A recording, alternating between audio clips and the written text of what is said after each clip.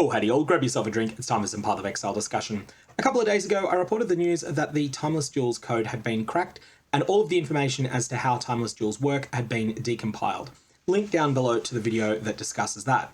So once that had happened, it was only a matter of time until there were various tools available in order to find specific Timeless Jewel seeds that you might want to chase down. And that's exactly what this video is about, a bit of an update about what tools exist. So firstly, I wanted to call to your attention the POE Timeless Jewel Finder app. This allows you to choose a Timeless Jewel and then say what specific passives you're looking for, and it will generate a list of seeds that do things that are particularly good for you. So that's the first one of the tools that I wanted to point out. It's definitely something that is worth considering using. Secondly is POEDB. POEDB has been updated, as always happens really quickly with this site. It now will work out. If you give it a seed number, it will then tell you exactly what to expect. So just for argument's sake, if you put in the Glorious Vanity Jewel, and I just made up the seed 6066, I don't actually have that or anything, and we put a Javakwa version, and we put it near cleaving in position 62725, and you don't need to know the position numbers, the game will tell you when you try to put one in, then it will come up with a diagram of exactly what to get. Now this will show you all of the large nodes. However, if you mouse over a large node, it will disappear. If you mouse over a small node, it will also tell you what that small node does as well. So you'll be able to go through and check all of these various nodes.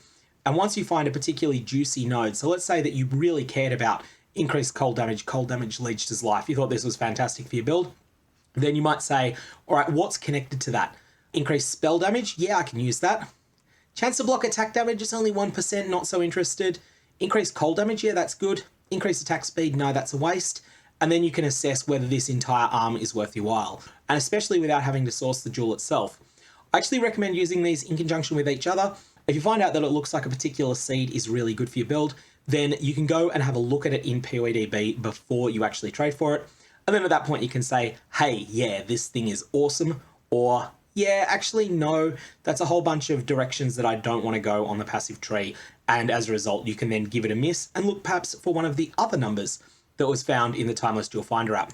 Now, there is also a really significant write-up over on the Path of Exile subreddit, flashbang warning incoming, on exactly how all of these jewels work. If you're interested in the technical details, then that is available there as well. I'm not going to summarize that in this video. You can go and have a read of it yourself if you're interested. I will just quickly add here that someone reached out to me after the last video saying that their guild had cracked this code back in 2019 and had used it to generate thousands of mirrors. I don't know whether this is true or not. Anyway, that's all we've got on this at the moment. May your Valorbs have interesting results, and I will see you around.